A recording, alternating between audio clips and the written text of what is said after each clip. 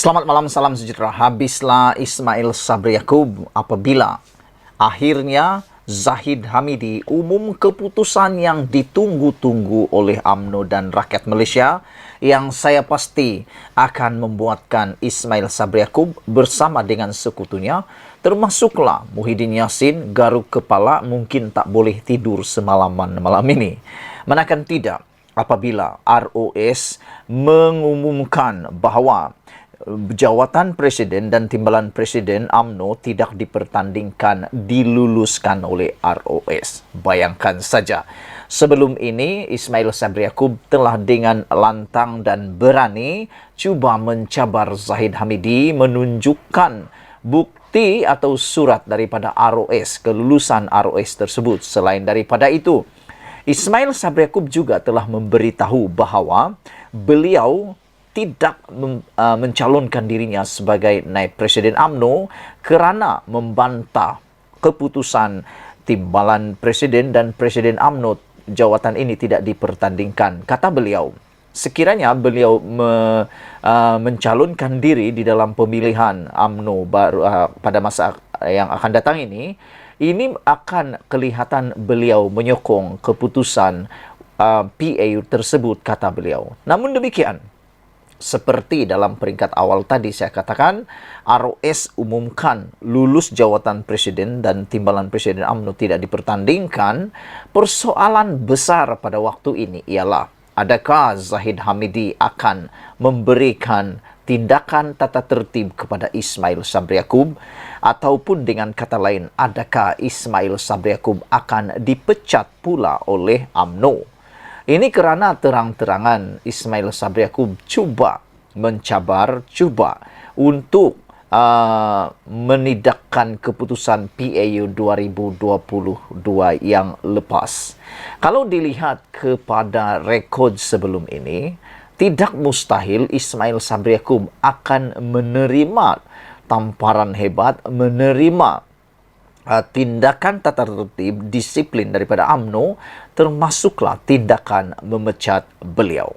Persoalannya sekarang ialah, adakah Ismail Sabri Yaakob akan dipecat? Sekiranya Ismail Sabri Yaakob dipecat oleh UMNO, bermaksud Ismail Sabri Yaakob akan kehilangan kerusi parlimen beliau kerana itu diisytiharkan sebagai melanggar Akta Lompat Parti dan terpaksa dibuat semula pilihan raya kecil untuk kawasan parlimen berat. Namun demikian, adakah Zahid Hamidi sanggup untuk kehilangan ataupun sanggup mempertaruhkan risiko tersebut? Kerana sebelum ini yang kita tahu, Hishamuddin Tun Hussein juga setelah dikenakan tindakan disiplin, namun bukan dipecat tetapi hanya digantung keahlian selama 6 tahun. Maknanya belum tentu Hishamuddin Tun Hussein akan bertanding lagi pada PRU yang akan datang ini. Tetapi lain pula nasib untuk Khairi Jamaluddin. Kerana Khairi Jamaluddin bukan ahli parlimen dan tidak ada apa-apa kesan sekiranya beliau dikenakan tindakan pecat daripada UMNO, maka tindakan tersebut telah pun dibuat, iaitu dipecat daripada UMNO kerana melanggar disiplin UMNO. Hari ini juga apabila ROS memberikan kelulusan terhadap usul tambahan supaya jawatan Presiden dan Timbalan Presiden UMNO tidak dipertandingkan seperti diluluskan Perhimpunan Agung UMNO PAU 2022, memberi satu lagi kemenangan besar kepada Zahid Hamidi dan menambahkan cengkaman kuat beliau di persada kepimpinan UMNO. Presiden UMNO Datuk Seri Dr. Ahmad Zahid Hamidi mengesahkan UMNO telah menerima surat daripada Kementerian Dalam Negeri KDN berhubung kelulusan tersebut semalam. Menurut Timbalan Perdana Menteri itu, surat berkenaan antara lain berkaitan pengecualian daripada pematuhan kepada Seksyen 13 dalam kurungan 1 kurungan C kurungan 4 Seksyen 70 Akta Pertubuhan 1966 Akta 832 yang membolehkan jawatan Presiden dan Timbalan Presiden UMNO tidak dipertandingkan pada pemilihan parti itu akan datang. Surat KDN itu juga memberi pengesahan bahawa apabila ROS melakukan siasatan maka keputusan PAU 2022 itu mengikut Akta Pertubuhan dan berkuat kuasa sepenuhnya, serta memberi keabsahan yang mana jawatan Presiden dan Timbalan Presiden UMNO itu tidak dipertandingkan, kata Zahid Hamidi. Beliau berkata demikian dalam sidang akbar selepas Majlis Pengenalan Calon UMNO Pulau Pinang sempena pemilihan UMNO di sini malam tadi. Mengulas lanjut, Ahmad Zahid Hamidi berkata, keputusan KDN itu juga memandangkan semua peraturan mesyuarat dan klausa di dalam perlembagaan berhubung usul tambahan itu telah diikuti oleh pengerusi tetap, kata Zahid Hamidi. Malah, paling penting, tambah beliau, pengerusi tetap juga telah meminta seluruh perwakilan yang bersetuju dengan usul ke-8 daripada pencadang ucapan dasar Presiden bangun dan mengangkat tangan, yang mana lebih 95% yang hadir telah berbuat demikian.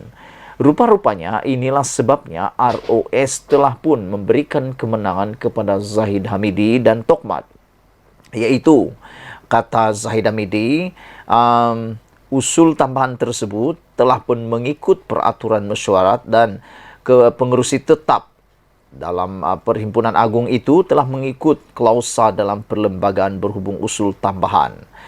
Selain itu juga, menurut beliau, pemilihan ataupun pengundian tentang usul tambahan itu telah pun mengikuti jalur yang betul apabila pengerusi tetap meminta seluruh perwakilan yang bersetuju dengan usul tersebut untuk bangun dan mengangkat tangan, dan telah didapati 95% hadir telah berbuat demikian. Usul tambahan supaya jawatan Presiden dan Timbalan Presiden tidak dipertandingkan dalam pemilihan UMNO akan datang dicadangkan perwakilan dari Negeri Sembilan Muhammad Syukri Samsudin.